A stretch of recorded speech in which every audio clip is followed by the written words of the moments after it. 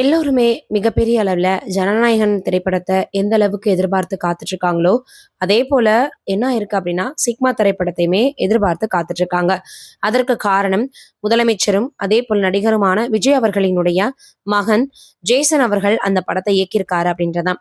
ஆரம்பத்துல அவருக்கு நடிகராக நடிக்கிறதுக்கான வாய்ப்புகள் கிடைச்சது. ஆனா அந்த வாய்ப்பை எல்லாம் வேண்டாம் அப்படின்னு சொல்லிட்டாரு. எனக்கு இயக்கத்துல தான் அதிகமான ஆர்வம் இருக்கு அப்படின்னும் சொல்லியிருந்தாரு. இப்போ முதன்முதலா தன்னுடைய அப்பாவை பற்றி அவர் பேசியிருக்காராம்.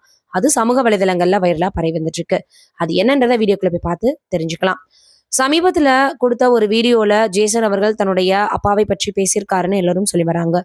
என்னன்னா, சினிமா பின்புலம் இருந்தாலுமே யாருடைய உதவியும் இல்லாம, யாருடைய சாயலும் இல்லாம, தான் தனியா இருக்கணும். தன்னுடைய சுய பாத்தீங்கன்னா கால்ல நிக்கணும் அப்படின்றதற்காக வெளிநாட்டுல போய் படப்பிடிப்பிற்கான படிப்புகளை படிச்சுட்டு வந்தவர் தான் ஜேசன் அவர்கள். என்னதான் அவருக்கு ஹீரோவா நடிக்கிறதுக்கான வாய்ப்புகள் வந்தாலும் என்னுடைய சின்ன வயதுல வந்தது. அப்ப எனக்கு அவ்வளவா பக்குவம் இருக்காது. அதுலயும் காதல் கதையில நடிக்கணும் அப்படின்னு. எனக்கு அதுல எல்லாம் இன்ட்ரெஸ்ட் இல்ல. ரொம்ப வித்தியாசமான கதைகளை எடுத்து அதுவும் கொஞ்சம் விழிப்புணர்வு கொடுக்குற மாதிரி இருந்தா நல்லா இருக்குமே, சயின்டிஃபிக்காவும் கலந்து கொடுத்தா நல்லா இருக்குமேன்னு தான் எனக்கு எண்ணம் இருந்துச்சு. ஒவ்வொரு படத்தையும் பார்த்துட்டு ரிவ்யூ எழுதுவேன். அப்போ உனக்கு நல்லா கதை எழுத வருதே, நீ இதை ட்ரை பண்ணலாமே அப்படின்னு என் ஃப்ரெண்ட்ஸுமே சொன்னாங்க. அதற்கப்புறம் வீட்டில் அப்பா அம்மா எல்லாருக்கிட்டையுமே சொல்லிட்டு அவங்களுடைய ஆசீர்வாதத்தோட தான் நான் இந்த மாதிரி படத்தை இயக்குறதுக்கே வந்தேன் அப்படின்னு அவர் சொல்லியிருக்கக்கூடிய அந்த ஒரு விஷயம் சமூக வலைதளங்கள்ல வைரலா பரவி வந்துட்டு இருக்கு. இப்போ இதை பத்தி தான் எல்லோருமே பேசி வந்துட்டு இருக்காங்க. இது ரொம்பவே வைரலாவும் பரவி வந்துட்டு இருக்கு. ஏற்கனவே தமிழகத்தினுடைய முதல்வர் விஜய் அவர்களினுடைய சொந்த வாழ்க்கை அப்படின்னு வரும்போது அது பல பிரச்சனைகள்ல இருக்கு அப்படின்றது நம்ம எல்லோருக்குமே தெரியும்.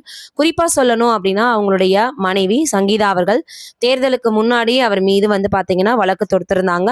அது அடுத்தடுத்த ஹியரிங் அப்படின்னு வந்துட்டு இருக்கு. இந்த சூழல்ல திருமணத்தை மீறிய உறவுல ஒரு நடிகை கூட இருக்காரு அப்படின்ற மாதிரி சொல்லியிருந்தாங்க.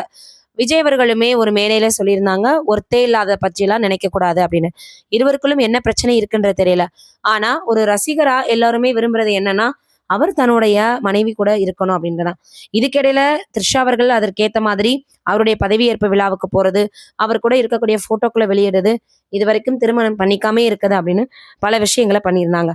அதுல என்ன ஒரு விஷயம்னா, ஒரு 2 மாதங்களுக்கு முன்னாடி 40 வயதுல தான் எல்லா ஆசையும் வரும், திருமணம்ன்றது லவ் பண்ணி பண்ணிக்கணும், டைவர்ஸே பண்ணக்கூடாதுன்னு சும்மா இருக்கிறவங்களுக்கு பாத்தீங்கன்னா கொஞ்சம் அவங்க உசுப்பேத்தி விட்ட மாதிரி பண்ணாங்க. அப்புறம் ஒரு ட்ரெஸ்ஸு பாத்தீங்கன்னா ஆர்டர் பண்ணும்போது இப்படி இருக்கு அப்படி இருக்குன்னு ஏதாவது ஒரு விஷயத்த அவங்க சமூக வலைதளங்கள்ல பதிவு பண்ணிக்கிட்டே இருந்தாங்க.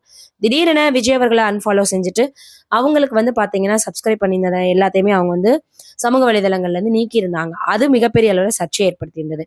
இப்படியெல்லாம் இருக்கக்கூடிய சூழ்நிலையில இப்ப ஜேசன் அவர்கள் சிக்மா திரைப்படத்தை ஜனநாயகன் வரும்போது வெளியிடதா இருந்தது.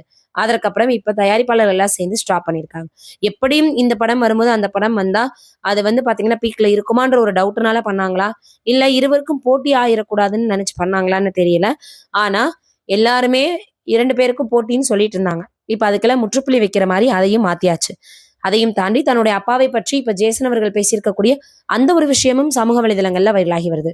அதனால தொடர்ந்து எல்லோருமே இப்போ மிகப்பெரிய அளவுல 2 பேருக்கும் எந்த பிரச்சனையும் கிடையாது, எந்த போட்டியும் கிடையாது அப்படின்றத தெளிவா புரிஞ்சுக்கிட்டாங்க.